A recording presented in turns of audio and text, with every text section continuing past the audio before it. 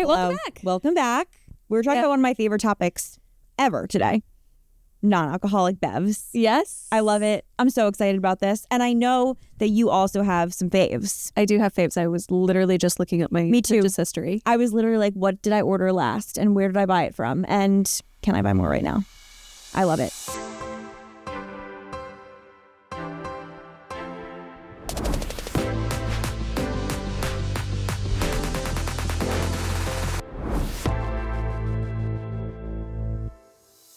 I love the options out there. I feel like the whole industry has changed in the past couple of years. Dramatically. I think it's so cool. Like, because you've done a lot of research on non-alcoholic alternatives. Yeah. Spirits, wines. Have you done beers? You've done canned mocktails. Mocktails, not beers yet, but that's the next one for sure. Tell me what you've uncovered in your research. Well, I think one of the coolest things is I talk to a lot of people who own manufacturing companies and retailers that sell a bunch of different brands under them. Yeah. And all of them have said that almost 90% of their customers drink, which I think is so cool. Yeah. Because I think it's showing that, yes, there are people who want to completely adopt dry January every month of the year. Yeah. But then there's these groups of people who are sober curious. And so they're kind of questioning their relationship with alcohol. They're trying to think of when they want to intentionally drink versus when they intentionally don't want to drink. And they're adopting these alternatives just as much as people who are living completely sober lifestyles, which I think is so cool. Yeah. And I think that's very encouraging because it's causing these brands to produce more new stuff, get better at producing what they're already making. They're expanding to menus and restaurants and national chains. Like, I just think it's so cool to watch what's happening right now. Do they have or have they shared any of the demographic info with you? Like, is it younger generations? Is it older generations experimenting? Who's really driving the booms? Mainly younger generations. Yeah. But I think the cool thing is that a lot of what they were saying is that their main customer base is that those younger generations, but often when they have someone in their family who tries it and is like in one of those older generations, then everyone starts to jump on the bandwagon because they're just like, oh, have you tried this? This is really great. And then I don't feel bad the next day. And then so it's like a ripple effect, which I think that's really, really fun too. Yeah. I love it. That's so fascinating. I was recently talking with my uncle who's like, I don't want to like not shame his age, yeah, but like reveal his age. I think he's like 70. Yeah. And he was telling me he has this ritual where he goes out quite frequently. He's a single man, but like he goes out to bars with his friends and he'll watch games and he'll just hang out. Like all of his high school buddies still hang out. And so like they'll go out, and he told me that he almost always will now do a non-alcoholic beer because he also takes care of my grandma every once in a while. And so he likes to be on call in case like he needs to go and take care of my grandma. Yeah. But he still wants to like participate in the socialization. And, exactly. And a lot of the non-alcoholic alternatives that are out there taste like alcohol. Yeah. Like I had a non-alcoholic Stella and I love it. And it's like, it still has that taste. You still feel like you are partaking, but you don't feel physically the effects. And it's nice. It's like you're not missing out. And so I love that part of it. That's so big, is the socialization aspect of it. I've talked to a couple sober coaches. They're people who have either programs online or programs in person, and they coach people in adopting a sober lifestyle, either completely or, part-time, let's say. Sure, yeah. And something that they always say is that the number one thing that people come to them and kind of are worried about is being singled out in social situations. Yeah. Because it's like the waiter comes around and you're at a nice restaurant and everyone's ordering wine and then you're like, can I have water? Or you're all at the bar and, everyone's ordering together and everyone gets a cocktail and you're like, can I have a Diet Coke? Yeah. And I think that there's a lot of that societal pressure on people, and that's often what puts them in that uncomfortable position. But now, because there are so many alternatives and they're getting there with being widely available, I think people are okay with opting out of having alcohol. And oftentimes one person says, oh, I'm going to have a mocktail, and then someone else says it too. Yeah, they're like, oh, that sounds good. Exactly. Yeah. You kind of start the trend, and they start to feel so comfortable in these social situations because they have something that's very close to what that alcoholic drink was going to offer them, either what they're drinking, the taste of it, or just the social aspect of it. But it's not exact, and they feel better about it. And I think that part of it is really an interesting, like, psychological part of this whole thing is the social aspect of it. It's fascinating to me. Yeah, I love it. So one of the things that all these experts have talked to me about is that the number one roadblock that they're facing is distribution and availability, and that people are constantly like, I just can't get my hands on it. I want to try it. I want to have it at home. And the more and more that people are adopting these beverages, they express a desire for them.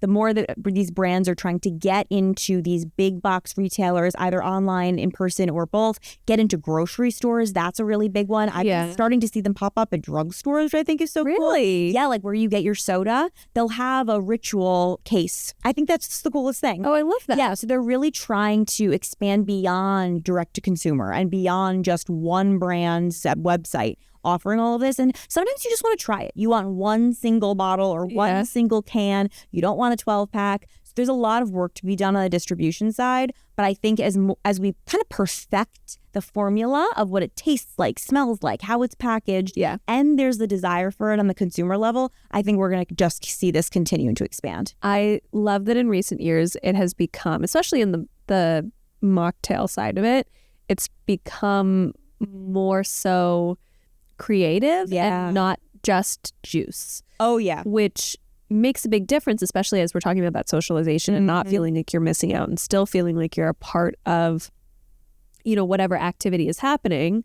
Being able to order something that's creative and interesting and cool, and it's not just a mix of like 3 different kinds of juices. Totally. And when you have that like non-alcoholic spirit that you can throw into that mix, it also adds like a different flavor complexity, which I think is really interesting. I think that people were so turned off by non-alcoholic beverages for so long because they thought it's just sugar and juice. And it is not juice anymore. Yeah. It is so formulaic and detail-oriented. So you tried a bunch of canned mocktails. Yeah, Tell we me about just did that a process. ton of canned mocktail tasting. Yeah. And we've also done some non-alcoholic spirit and some non-alcoholic wine tasting. Yeah. And every time we do it, someone is like, are you sure this is non-alcoholic?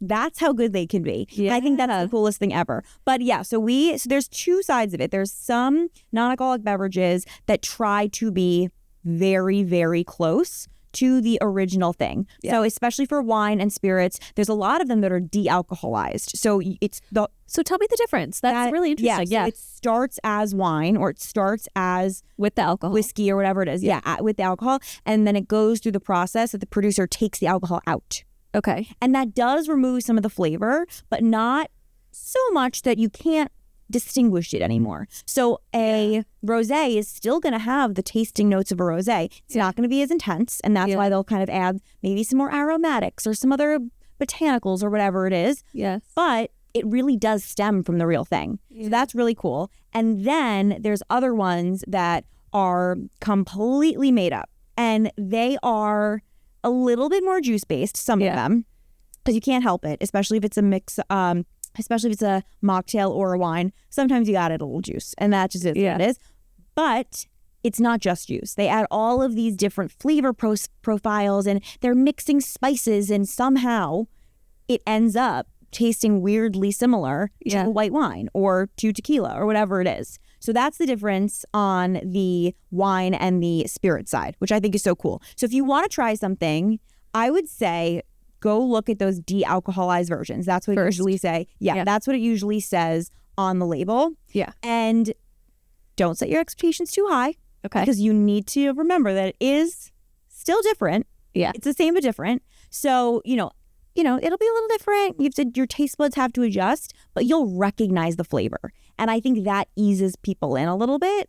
Then you can start trying those kind of made up, creative, unique ones. Mm-hmm. And those are definitely going to be maybe something you've never tasted before, maybe something that's very foreign to you or very new to you, but something you might just fall in love with and you might want more than the non-alcoholic white wine or whatever it is. So I think that's really cool. With the mocktails, it's a little bit different. Some of them will use one of those de-alcoholized spirits in it. Yeah. But a lot of the times they're blending ingredients and they're getting something as close to it as possibly as it could be to the original thing. Like, we tried a couple whiskey, ginger, and margarita mixes and mojitos. Yeah, ones that have like classic taste, recognizable that you know immediately. Yeah.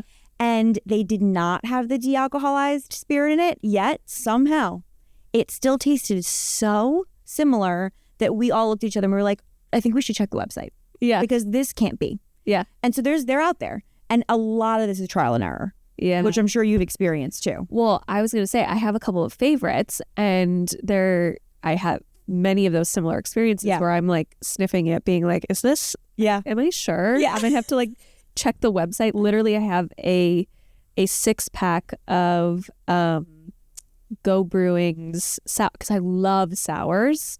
I have a 6-pack of the Go Brewing sours that are non-alcoholic, and every single time I have one of them, I check the sugar content because I'm like, why am I drinking this much sugar? Because I feel like it has a lot of sugar, and every time I check it, it's like 3 grams of sugar, and I'm like, oh, this isn't that bad. Yeah. And then I check, am I sure that this doesn't have alcohol in it? Every single time I crack it open. And even my husband is like into them now because they like, I mean, to him it's like juice. Yeah. A little bit. But it's like, I love it because I love that flavor profile of like the sour. So I have a lot of experiences with that. Or like, I was out at a bachelorette party this weekend and I did non-alcoholic the entire time.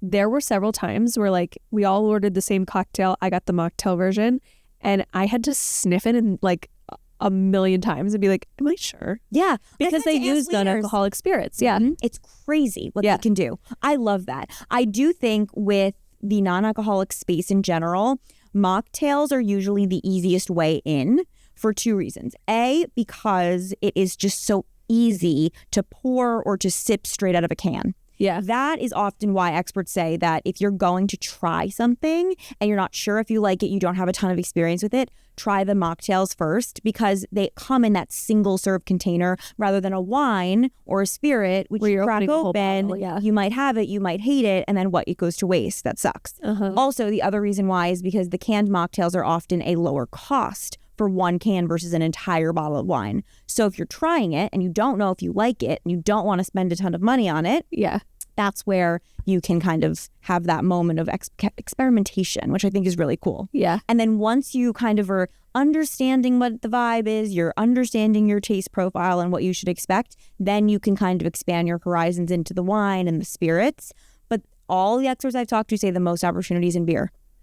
Really? Isn't that interesting? Yeah. And they say it's because it's the easiest flavor to replicate. Because when you take a beer and then you de-alcoholize it, you really can't tell. Because it still has that barley and those hops and stuff? It still has hops? Yeah. Because it still has all the flavor notes that hit you first. Yeah. Which I think is really, really cool. And then the other thing, and this kind of goes for wine too, because there's plenty of bubbly wines out there. Tons of the canned mocktails that we tested were bubbly.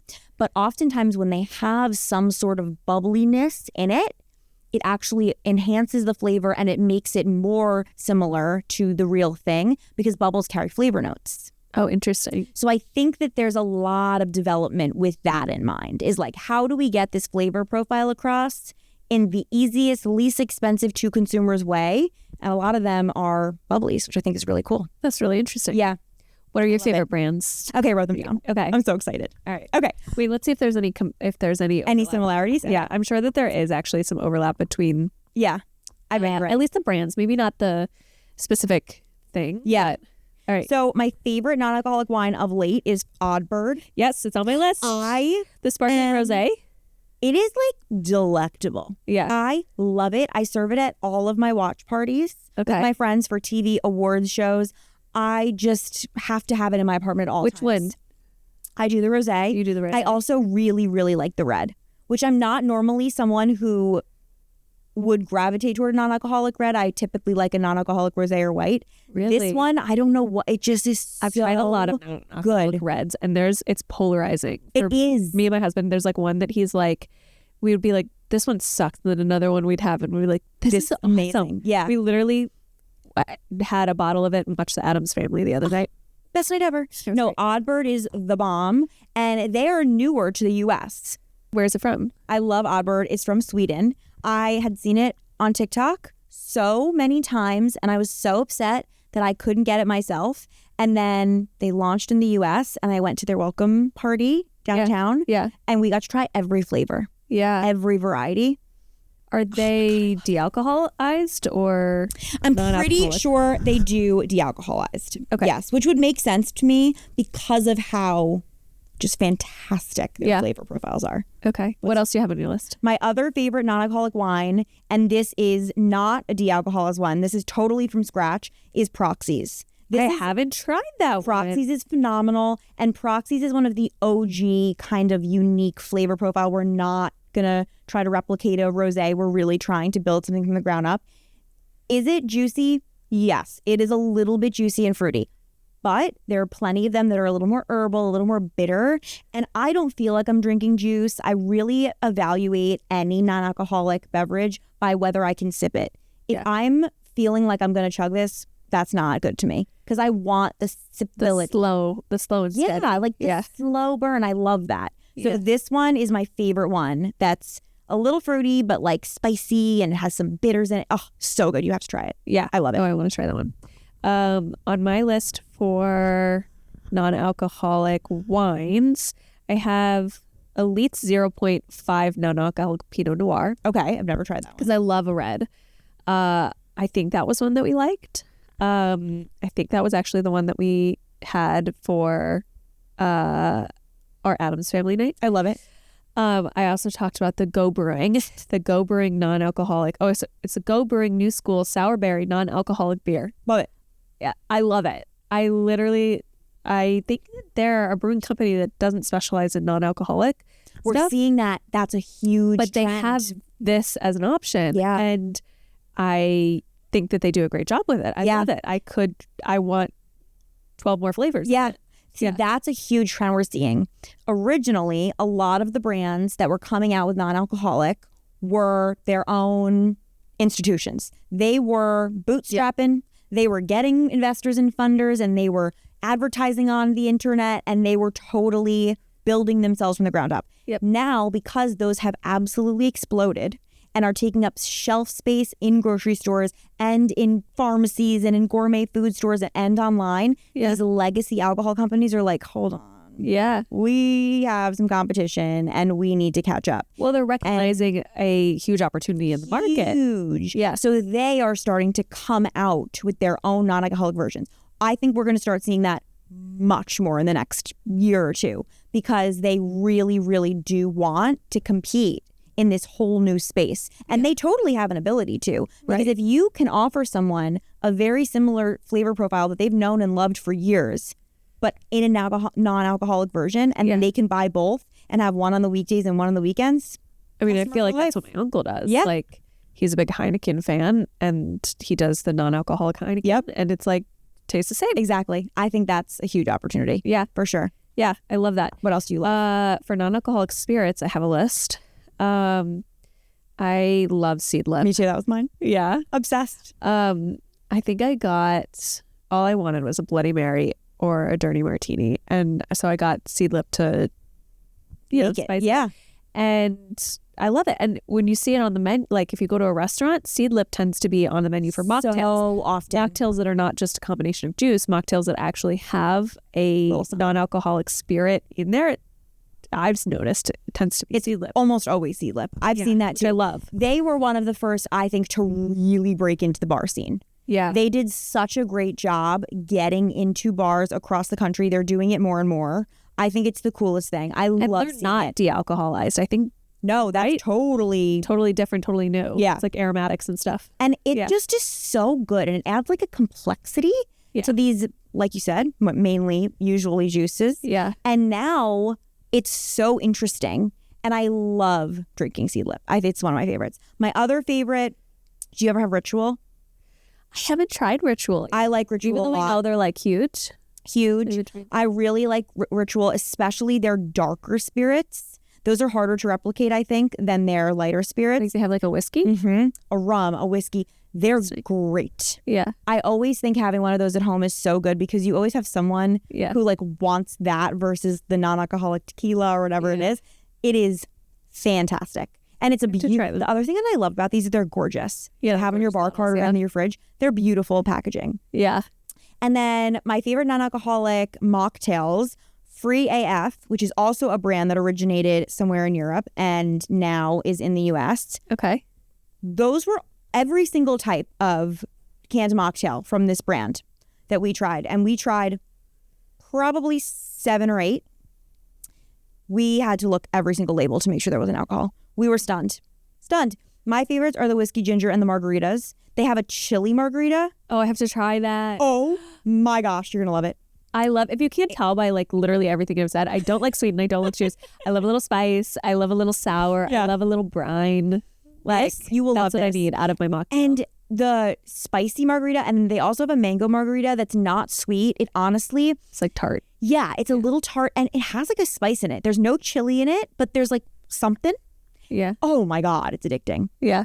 So I always have those in my fridge. Then I also love Naked Life. I'm sorry, Naked Life is the one that originated overseas. That is the one. They're brand new. Okay. That one, the mojito. Oh. It is so good. Yeah. Oh my gosh. You literally feel like when you sip it, you suddenly are like, wait, did I pick up the right thing? Yeah. You really have to stop yourself and like think about it for a minute. And I just am so impressed by all of them. And the other really impressive thing about these is that they're not heavy. Yeah. They're really light and they're so crisp and refreshing. And we tried a bunch of theirs too. I think that definitely the 2 favorites from our whole team were the gin and tonic and the mojito. Those were our favorites. From Naked Life? From Naked Life. Yeah. Cool. We loved them. They were so delicious. And I love when I give them to people who are like, I'm not going to like this. And what's the point? Yeah, what's the point? And then they're like, this is actually great. I shouldn't have said that because I'm buying this. Yeah. I think it's so fun. And I think that we're seeing it more and more on shelves. I think that it's so present at big gatherings of friends and family. I think people are starting to be really, really conscious to not just offer soda, to have something else fun and funky. For sure. Yeah. Awesome host gift, I think. Yeah. If the host is like, bring something, a nice non-alcoholic wine, do it. I love it. Yeah. I think we're going to see so many more things in this area start to pop up. And I really feel like it's just going to be this like snowball effect. So I'm really excited about it. I love it. Me too. I love trying them too. I love being able to like have a night out with friends and then still feel good at the end of the night. Yeah.